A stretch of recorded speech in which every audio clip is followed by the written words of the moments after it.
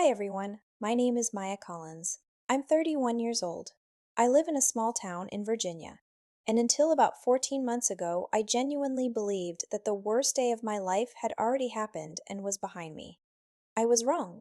The worst day, and then somehow, astonishingly, the best day, both happened on the same afternoon, at my own wedding, in front of 200 people I had known and loved my entire life. And the person who caused all of it was my sister. I've been sitting on this story for over a year because, honestly, for most of that time, I wasn't sure I could tell it without just falling apart. There's a version of this I tried to write down 6 months ago, and I got to the reception scene and I had to close the laptop and go take a walk and not come back until the next day. But something shifted for me recently. My therapist, who I have been seeing for 3 years now, and who I would recommend to literally every person alive, she said something that stuck with me. She said that keeping a story inside yourself doesn't protect you from it. It just means you're carrying it alone.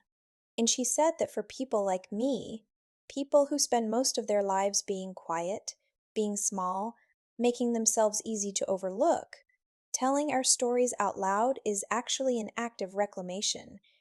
So here I am, reclaiming. Before I get into what happened that day, I need you to understand the full landscape of my family. Because without it, the story is just drama.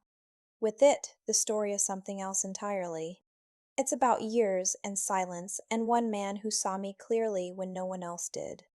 I am the older sister by 4 years. My name is Maya. My younger sister's name is Brielle. And from the time Brielle was old enough to walk into a room and command it, my family had a favorite.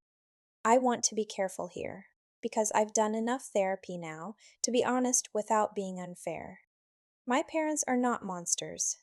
I don't think they sat down one day and decided consciously that they would pour all their warmth and resources and attention into one daughter and leave the other to figure things out on her own. I don't think it was malicious. I think it was gravitational. Brielle was magnetic from birth, genuinely, naturally, breathtakingly so, and people just moved toward her the way plants move toward light, including my parents. She had our mother's dark curls, our father's green eyes, a laugh that started low and built into something that made strangers at the next table over smile. She was the kind of child that made other parents stop in the grocery store and say, "Oh, she is just something." And she was. I'm not rewriting history. I was the other one. I was quiet, bookish. I liked puzzles and plants, and reading books that were too old for me and asking questions about how things worked that my teachers sometimes weren't sure how to answer. I helped neighbors with their gardens. I checked out the same library book 4 times in a single summer because I couldn't afford to buy it, and I kept wanting to reread the ending. I was not an easy child to notice unless you were specifically looking. One person was always specifically looking: my grandfather, my dad's father. Everyone called him Grandpa Len, but his full name was Leonard Arthur Collins, and he was, without question, the most quietly extraordinary person I have ever known in my life. Grandpa Len was not a wealthy man in any flashy sense of the word. He grew up with almost nothing, dropped out of school at 16 to help support his family, spent a decade working double shifts at a manufacturing plant in Roanoke, and saved every dollar he could. He was not someone who talked much about himself. He was not someone who needed to be the center of anything. He just built, quietly, carefully, over years. He built a life. When he was in his mid-30s, he bought a piece of land about 40 minutes outside of our hometown. 112 acres of Virginia countryside, rolling hills, a creek along the western edge, a pond, some old outbuildings, a farmhouse in need of serious work. He paid cash, money he'd saved for almost a decade, and he called it his proudest purchase. Not because it was grand, because it was his. He spent the rest of his life tending that land with the same attention he gave everything else. Unhurried, steady, careful. Brielle, by the time she was old enough to have an opinion, called it the boring old farm. She came out there maybe 3 times during our childhood. She found the quiet uncomfortable and a lack of reliable Wi Fi unacceptable, and she always seemed faintly put upon whenever the topic came up. I spent every summer there that my parents would allow. I helped Grandpa Len with the garden, the fences, the pond. I learned the names of every species of bird that came through that property. He taught me them one by one with patience and a battered field guide and 2 pairs of old binoculars that fogged up in the humidity. I learned which parts of the property flooded in heavy rain and which stayed dry. I learned how the light moved across the hills at different times of day. I learned the creek's moods. More than any of that, I learned how to be still, how to observe, how to wait for things to reveal themselves. When I say Grandpa Len saw me, I mean it in a specific way. I don't mean he complimented me or praised me or built me up with words, though he did those things too. I mean, he paid attention. He noticed when I was thinking hard about something. He asked what I was reading. He listened to my actual answers instead of waiting for me to finish so he could respond. For a child who had grown up largely invisible inside her own family, being truly seen by someone felt enormous. It was the difference between surviving and being nourished. He used to say, "Meyerbird, the quiet ones are always watching, and the ones who are watching are always learning."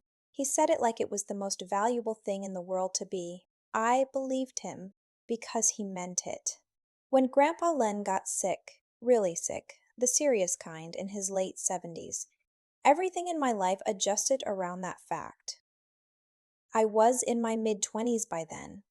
I had a job in property management, entry level, nothing glamorous, and a small apartment and a car that needed new brakes, and I rearranged all of it to be able to drive out to the property on weekends, to sit with him, to read to him when his eyes were too tired, to make sure he was eating, to do the things that needed doing around a property that a man in declining health could no longer do himself.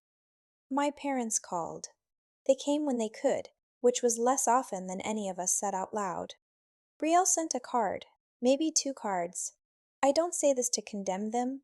People handle illness differently, and the distance was real. But the arithmetic is what it is. I was there, not because I expected anything from it. Not even, honestly, because I was thinking about it strategically. I was there because Grandpa Len was the person who had always been there for me, and being present for the people who love you is not a transaction. It's just what you do. He passed away on a Tuesday morning in early March, when I was 26 years old. I was in the room. I held his hand. It was peaceful, which I will be grateful for my whole life. The grief hit me in waves for months. Some days were fine. Some days I'd be driving or folding laundry or standing in line at the drugstore and something small would remind me of him, the sound of a cardinal, the smell of wet earth, and I'd have to pull myself together in a way that left me exhausted for hours. About 6 weeks after the funeral, his estate went through probate. His attorney, a quiet, careful man named Mr. Hartwell who clearly understood what he was about to deliver, called me into his office separately from the rest of the family. He sat across from me with a folder, and he said, "Your grandfather was very deliberate about his wishes, and I want you to know he updated this will 3 times in the last decade. Each time, his instructions regarding the property remained the same. He left me the land. All of it, the 112 acres, the farmhouse, the guest cottage, the pond, the outbuildings, every fence line and dirt path and bird-haunted corner of it. He also left me the contents of a savings account that he'd been quietly adding to for 30 years that was considerably larger than I had any reason to expect. And he left a letter. Mr. Hartwell handed it to me in a sealed envelope with my name written on it in Grandpa Len's handwriting. Careful, slightly shaky from the end of his life, but unmistakably his. I didn't open it in the office. I drove to the property, parked in the gravel drive, and opened it sitting in my car with the windows down and the March air coming through. I'm not going to share the full letter. Some things are only for you. But I will tell you what he said in the opening lines, because it matters to this story.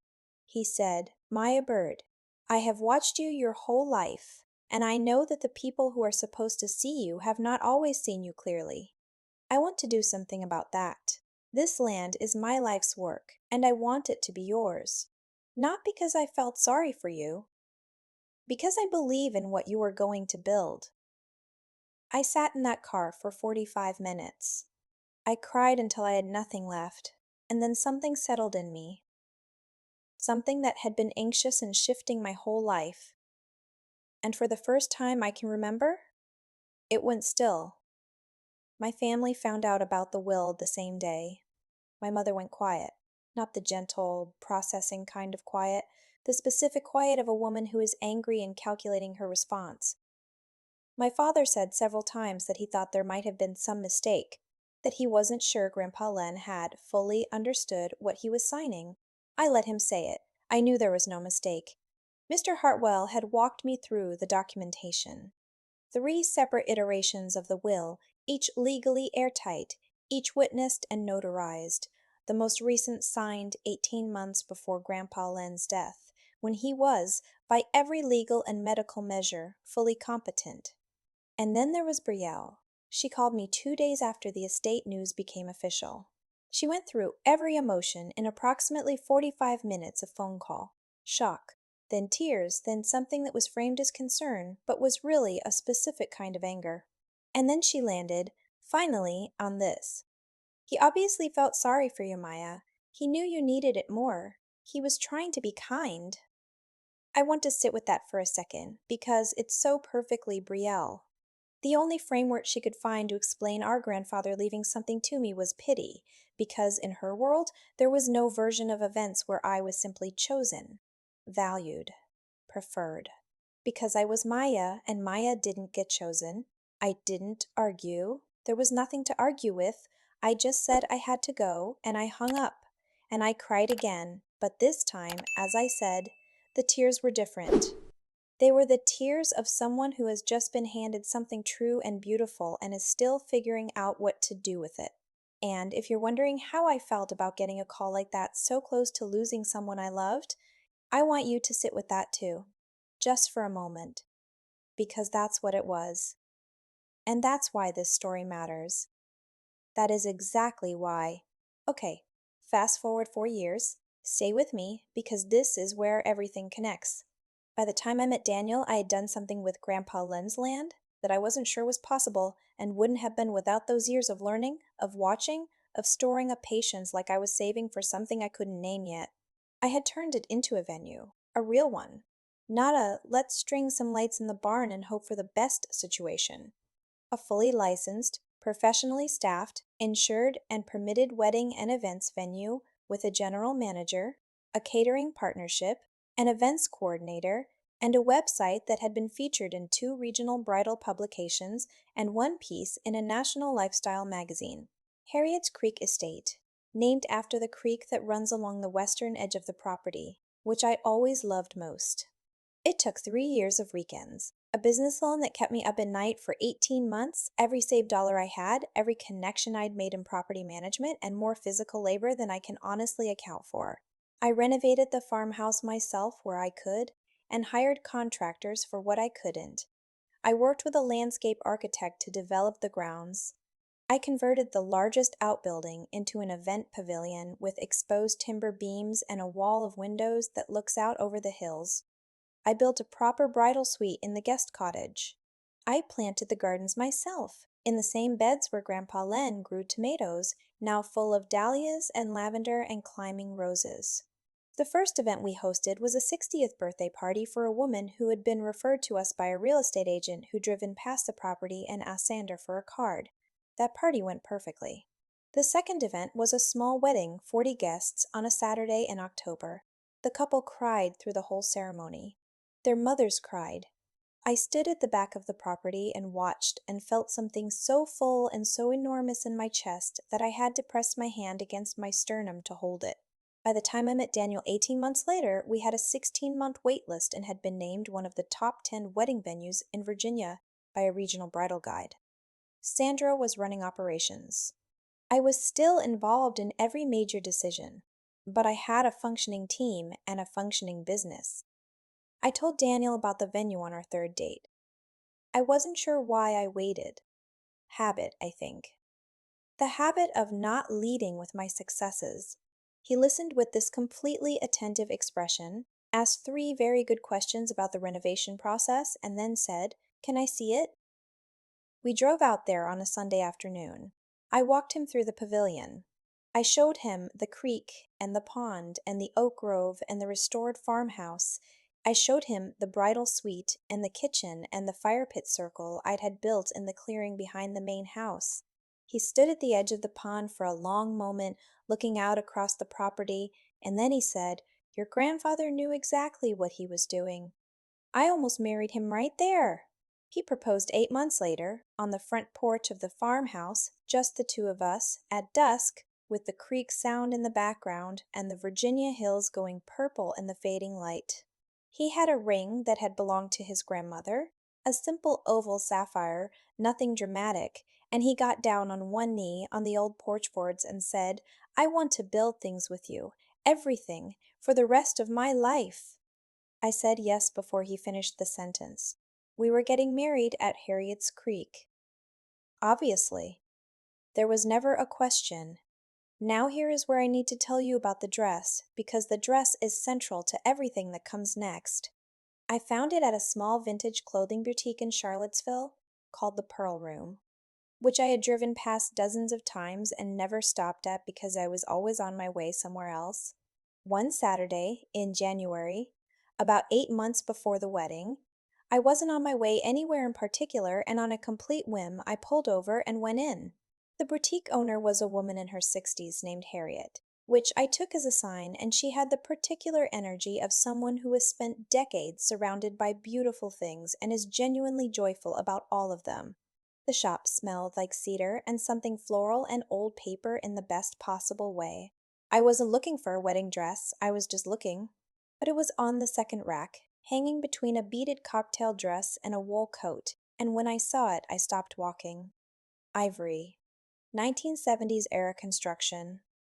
Delicate lace sleeves with a slightly scalloped edge, and A-line skirt that moved when you breathed near it, and along the neckline, almost too subtle to catch unless you were really looking, the most intricate hand-embroidered flowers I had ever seen in my life.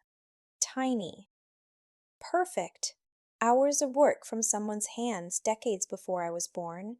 Harriet saw me looking and lifted it off the rack and held it up and said, "This one has been waiting for the right person." I put it on in a changing room that was barely bigger than a closet, and I looked at myself in the mirror, and I had absolutely no defenses against what happened next. I cried. Harriet cried.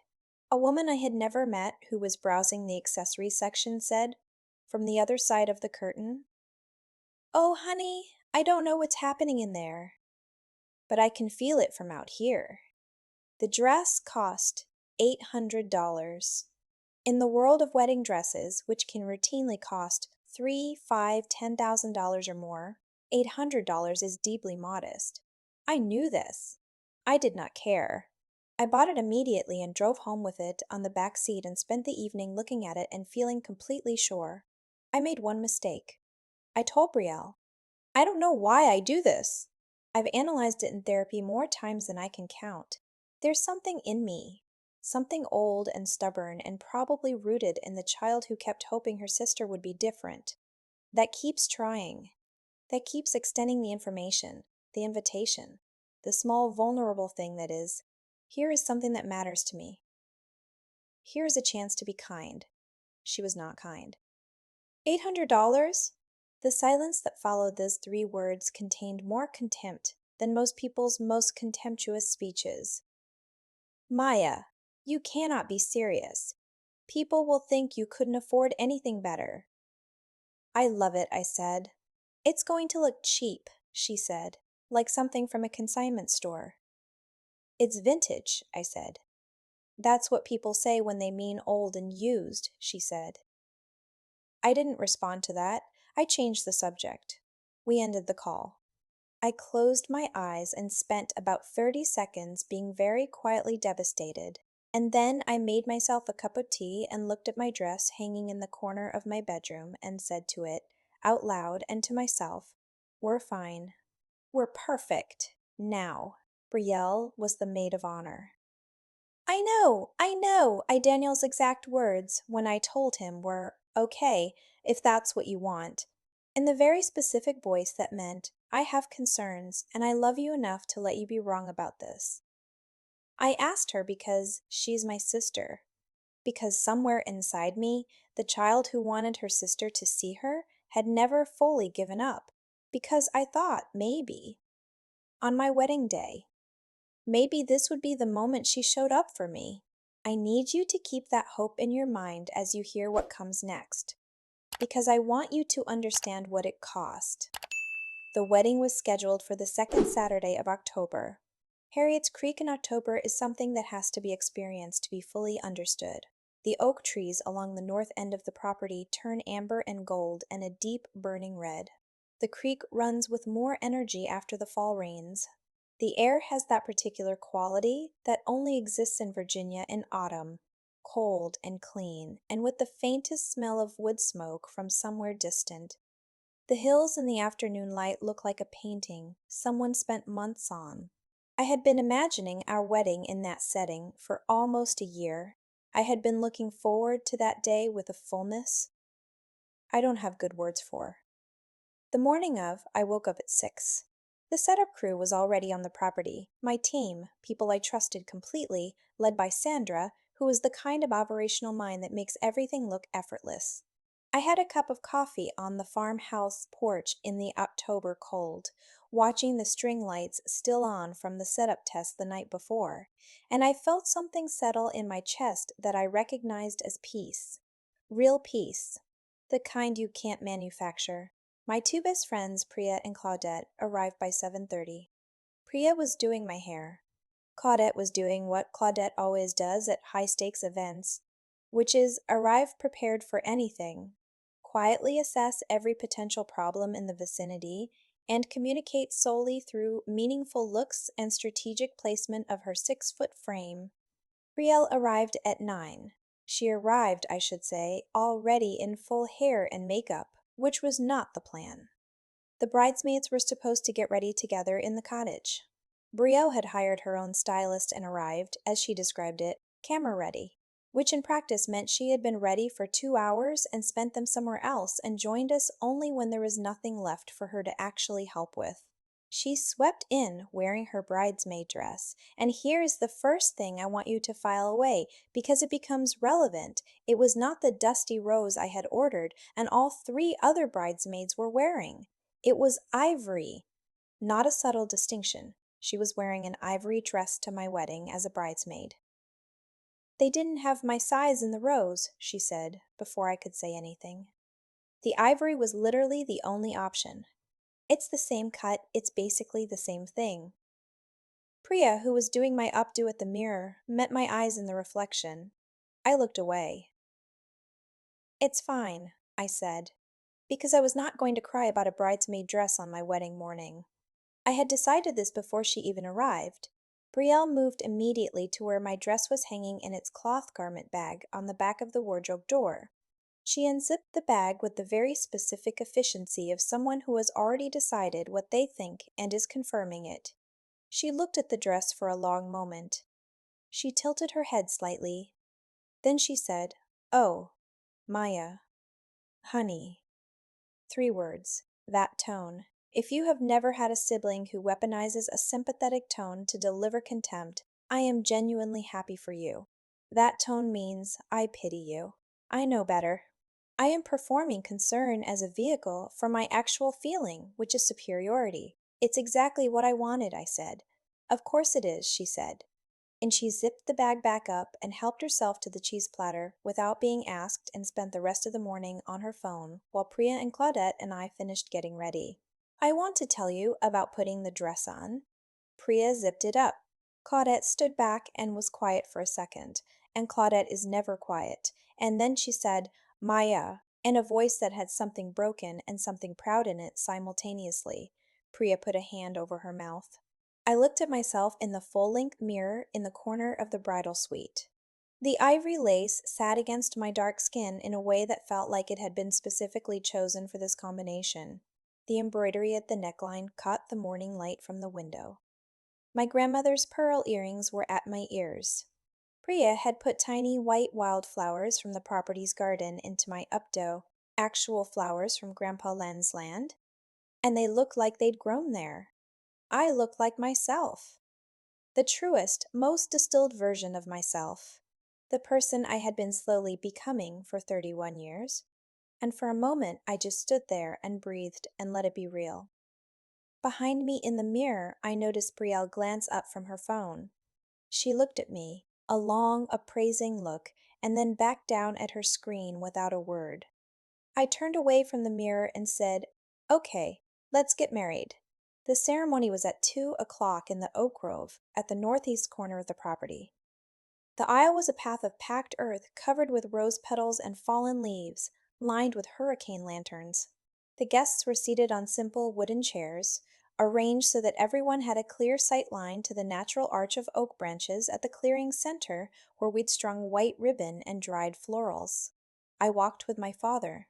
He was holding my arm, and I could feel that he was nervous, which made me love him, and that he was proud, which made me feel complicated things I've spent a lot of time with in therapy. He whispered before we rounded the corner and came into view of the guests, "You look beautiful, Maya, you really do." I said, "Thank you, Dad." And then I saw Daniel. He was standing at the front of the aisle in a charcoal suit and his grandmother's cufflinks that I had specifically asked him to wear. And he saw me at the exact moment I came into view. And he cried. He will deny this with complete conviction to anyone who asks. The photographs tell a different story. Claudette, stationed near the front, has a close-up that is one of the most human things I have ever seen, and I will treasure it until I die. I cried too, a little, which I had specifically told myself not to do. Priya, from her position in the bridesmaid line, mouthed at me, "I told you," which made me laugh, which made me cry more, which caused a small ripple of laughter through the guests, which somehow made the whole thing more perfect. We wrote our own vows. Daniel's took 7 minutes to deliver because he kept stopping. Mine took 5 for the same reason. The officiant, our college friend Marcus, who had been ordained specifically for this and who took the responsibility with a seriousness that moved me, said afterward that in 4 years of officiating he had never cried during a ceremony. He cried at ours. For 45 minutes, it was the most beautiful day of my life. And if you're watching this and thinking, "So where does it go wrong?" It goes wrong at the reception, right in the middle of everything beautiful. Right when I was closest to simply having the day I deserved. The reception was in the main event pavilion. My team had executed everything perfectly. Thousands of small amber string lights overhead, long harvest tables with deep burgundy linens, and brass candle holders, towering arrangements of dahlias and autumn foliage in shades of rust and gold and cream. The catering was extraordinary. The band was a four-piece that had been playing weddings for 20 years and knew exactly when to be background and exactly when to be the whole room. 212 guests. Family, friends, colleagues, people who had known me my entire life, and people I'd met only recently through work. Sandra was on operational duty. She and I had pre-agreed. She managed the evening professionally. I was fully present as a bride, and if anything required my personal attention, she would come to Priya first. The first hour was everything. Daniel and I danced. His mother and I hugged for a long time without saying anything. My father gave a toast that was warm and genuinely funny and made Daniel laugh so hard he had to put down his glass. The food was served. The room had the specific golden noise of 200 happy people, conversation and laughter, and the band underneath everything. Then came the maid of honor speech. Riel stood at the microphone looking like someone who had been waiting for this moment since she arrived, and possibly since the day before. She was, I'll admit, commanding. She always is. She had the microphone the way some people have rooms, naturally, like it was made for her. She started well. She told a childhood story, one about us building a blanket fort in the living room during a thunderstorm when I was 8 and she was 4. That was actually sweet and true and made people smile. She made a small joke that worked. The room was warm and with her, and then she pivoted. "I have to be honest with you all," she said, with the specific conspiratorial warmth of someone who has decided that honesty is a socially acceptable wrapper for what they're about to say. "Because I think honesty is what sisters are for." I felt Daniel's hand find mine under the table. "When Maya told me she was wearing a vintage dress she found for $800, Brielle continued, I was genuinely worried. I thought, Maya, people are going to think you couldn't afford something better. I thought our girl was going to walk down the aisle and people were going to think she'd grabbed the first thing off a clearance rack." She paused. The laugh she'd expected didn't quite arrive. "And then I saw the dress this morning and I thought, okay, it's sweet. It has a lot of character. It's very Maya." A meaningful pause. Very modest. The room was doing something complicated. You could feel it. 200 people simultaneously processing what they had just heard, calculating whether it was a joke that hadn't landed or something else, waiting to see how the speaker resolved it. She raised her glass. "I think what I'm trying to say is Maya has always been comfortable with simple things, and I think that's honestly a beautiful quality."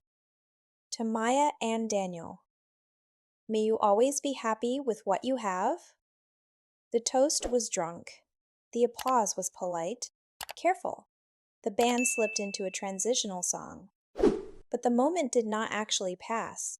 Some moments don't, even when the next thing starts. They hang in the air of a room like weather. I looked at my plate.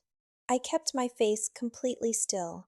I am my grandfather's granddaughter, and I have spent 31 years learning how to sit inside a moment of public humiliation without giving it what it needs from you.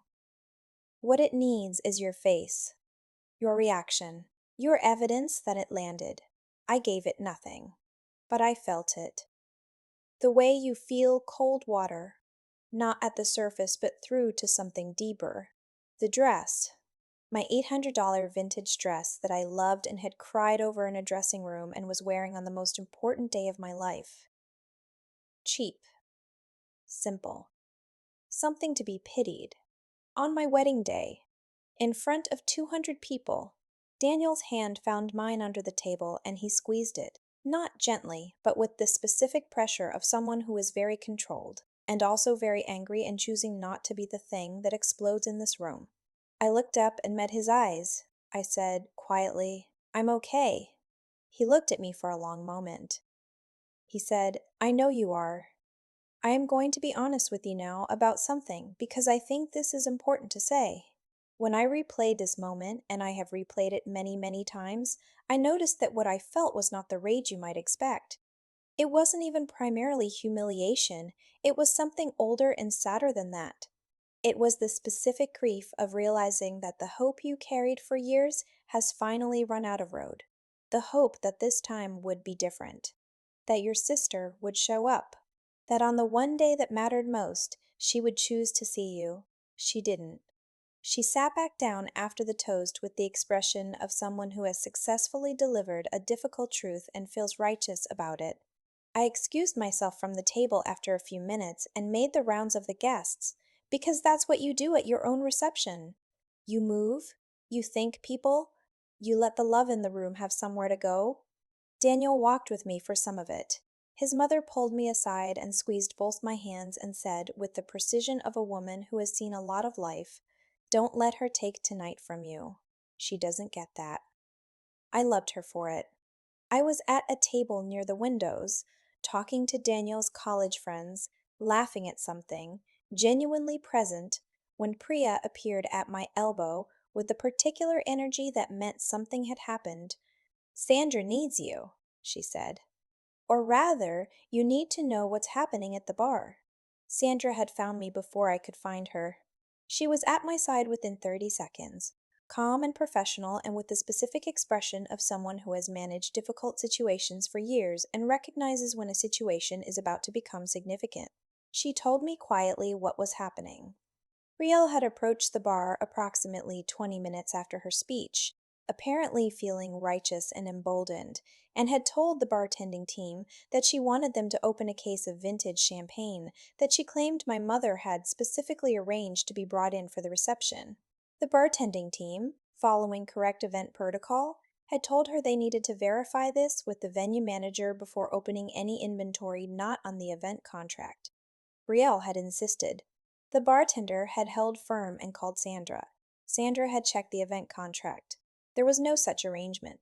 The champagne selection had been finalized by me months in advance and was fully paid for. Brielle had then escalated.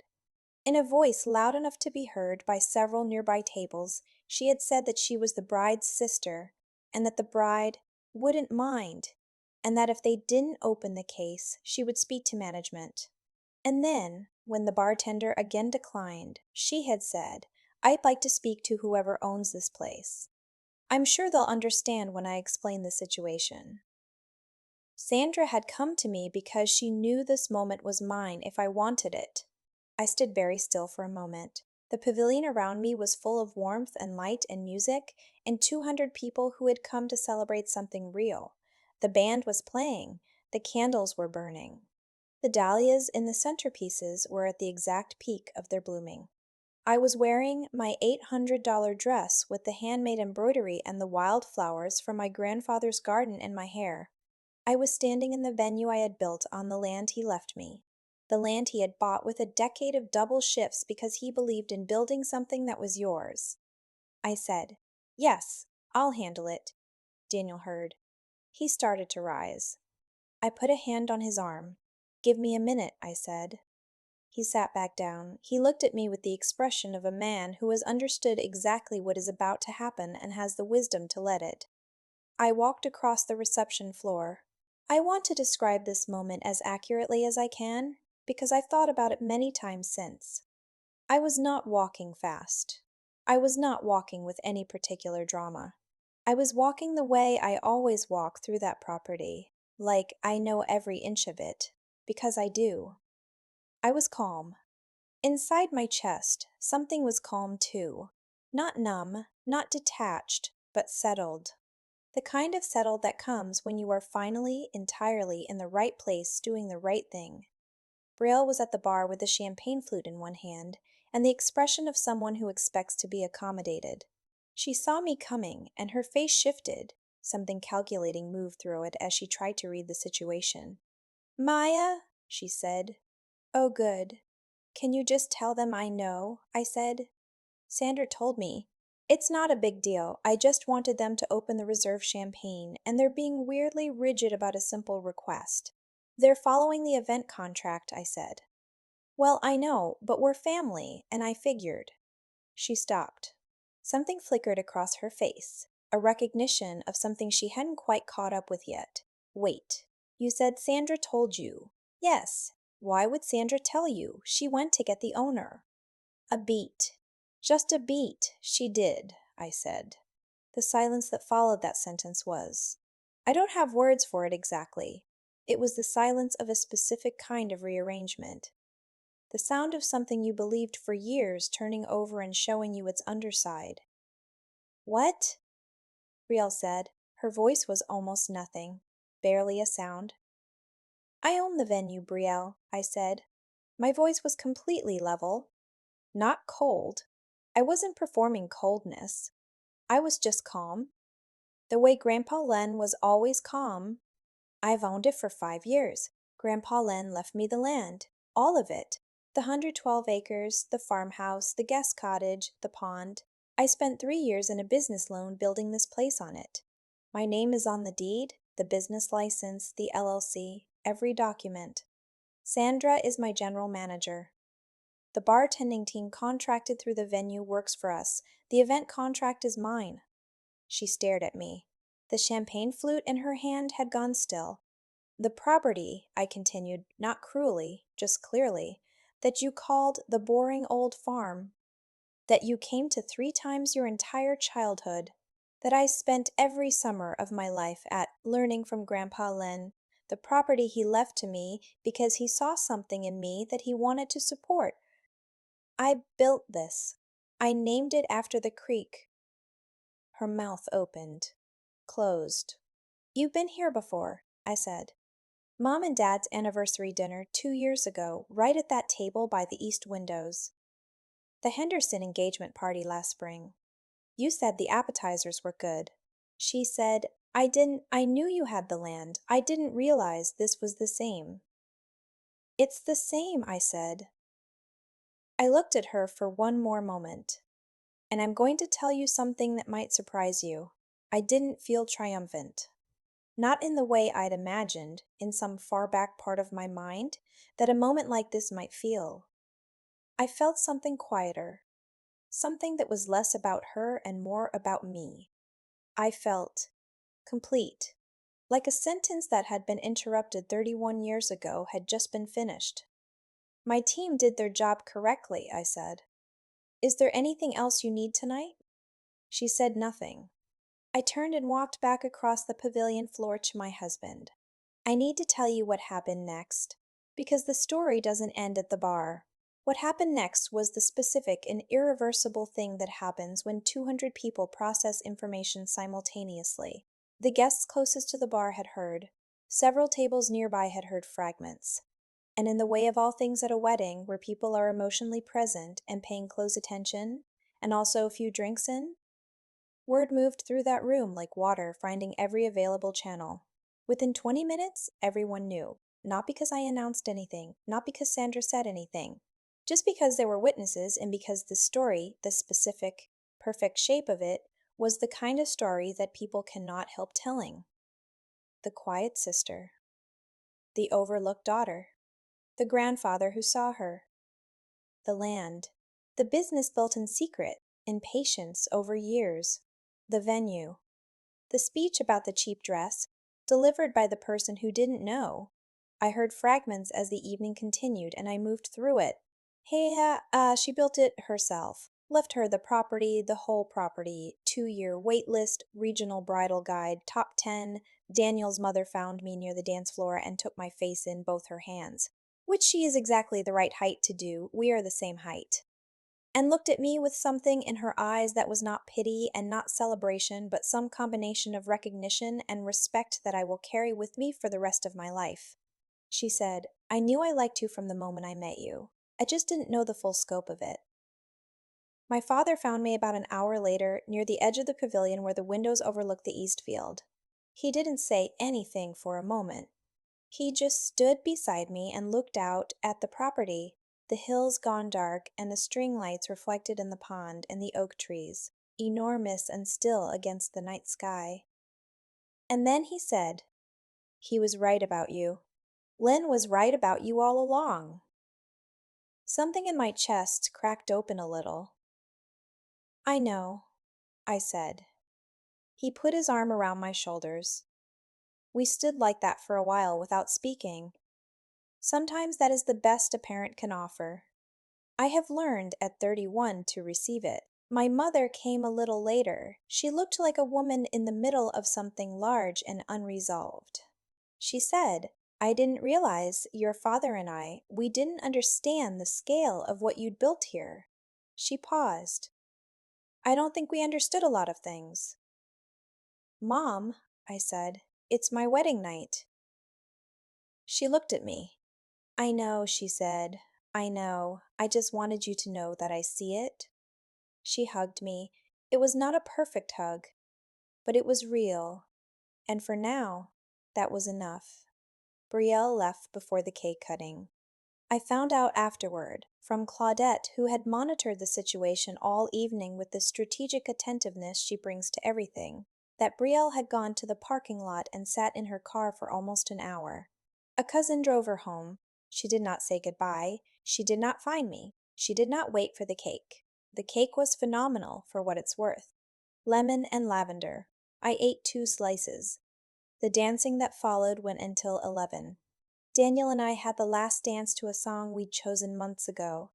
Just the 2 of us on the floor while the guests formed a wide circle around us, and I leaned my head against his shoulder and closed my eyes and let myself be there. Completely. In that moment, in that dress, on that land. In the weeks that followed, Brielle sent me a text message. I thought about whether to share it, and I decided yes, because it tells you everything about where we are and who she is, and also, honestly, because I want you to see the specific shape of an apology that contains no actual apology. I've been thinking about what happened at the wedding, and I want to say that I think people overreacted to my toast. I was being honest, and honesty is what close relationships are built on. Also, I didn't know about the venue situation, and I think it would have been respectful if I'd been told beforehand instead of finding out that way. I hope you had a good night overall. I read it twice. I put my phone face down on the counter. I made myself a cup of tea. I stood at the kitchen window and looked at the backyard and breathed. Then I wrote back 4 drafts. I wanted to say it exactly right. Brielle, I've thought about it too. What you said in your speech was unkind, and it was in front of 200 people on my wedding day. I know you've decided it wasn't a big deal, and I understand that's easier for you. But it was a big deal to me. I love you because you're my sister. When you're ready to actually talk, not to explain, but to talk, I'm here. She left it unread for 3 days, and then replied with a laughing emoji and, "Okay, Maya." That is where we are. And I have had enough therapy to be at peace with where we are, even if it's not where I'd have chosen. I want to tell you one more thing before I finish. After the wedding, I received something I didn't expect. Multiple guests reached out over the following weeks to ask about my dress, where it was from, who the boutique was, what the name of the vintage shop in Charlottesville was. One of Daniel's colleagues specifically drove to Charlottesville and visited the Pearl Room and later texted me a photo of the dress she'd found there, asking if I thought it was the one. It was not the one, but it was close and it was beautiful. 2 photographers, we hired 2 because I'm particular, both independently told me in their follow-up emails that mine was one of the weddings they'd remember. One of them said that the dress, specifically, was the most beautiful wedding dress she'd photographed in 5 years of shooting. I am not telling you this to be petty. I promise you I am past petty. I'm telling you this because Brielle's entire argument, the through line of her relationship to me for most of our lives, is that my choices signal a kind of insufficiency. That my quietness, my modesty, my willingness to love things that are not expensive or obvious or loud means that I am less than. That I need to be managed, guided, improved.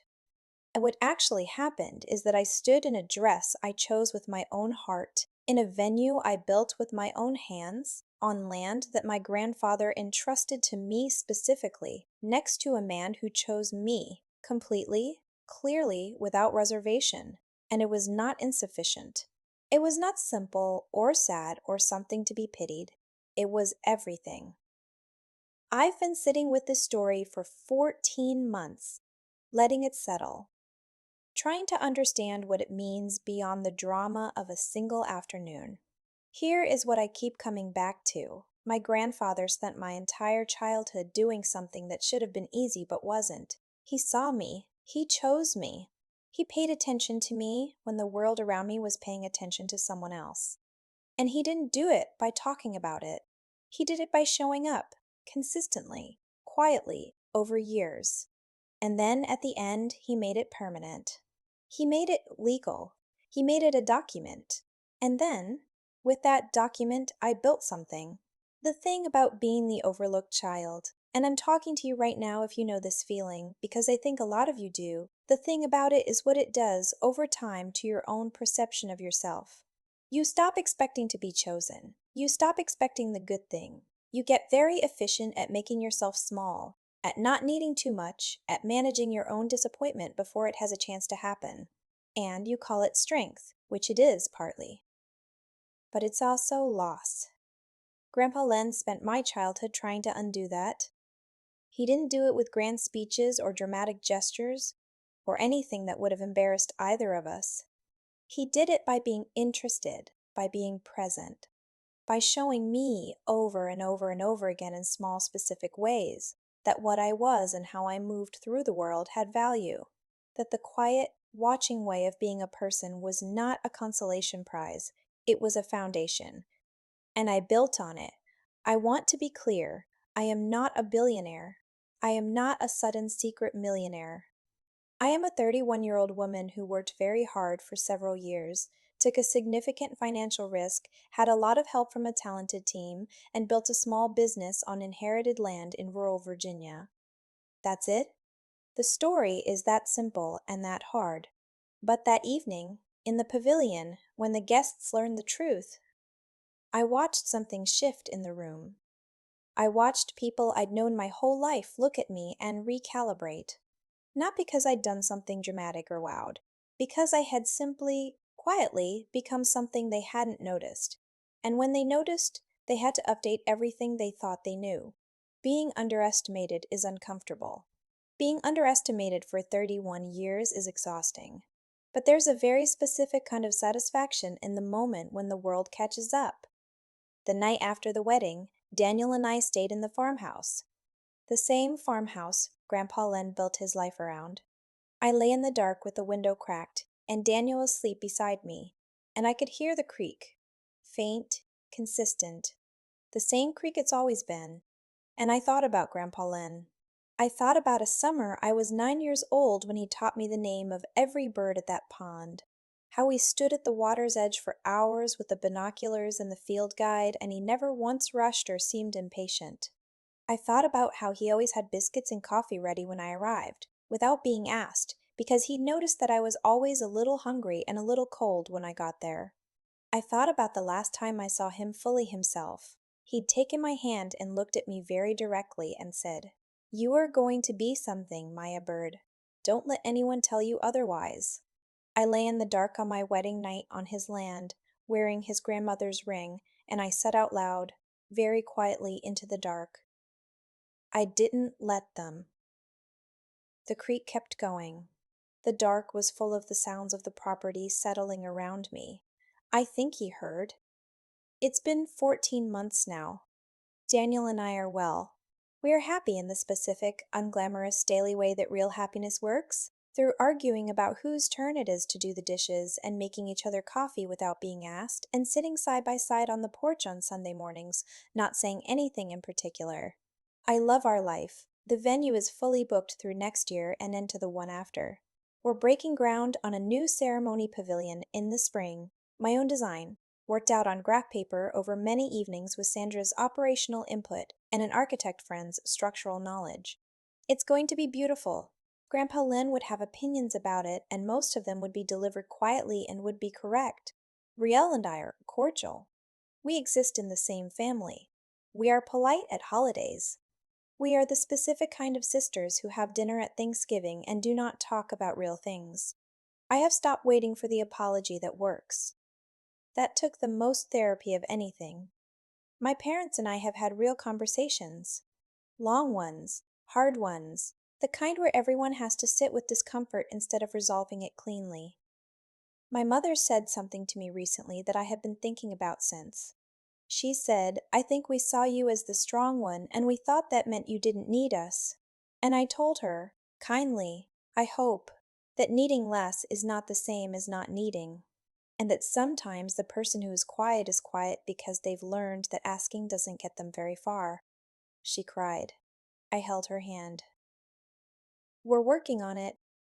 Some things take a long time, and some things happen in an afternoon, in front of 200 people, and change the shape of everything that came before. If you've watched all the way to the end of the story, I want to ask you something, not as a content thing, just person to person. Have you ever been the quiet one, the overlooked one? The one who was working and building and watching while someone louder got the attention? I know a lot of you have. I can feel it.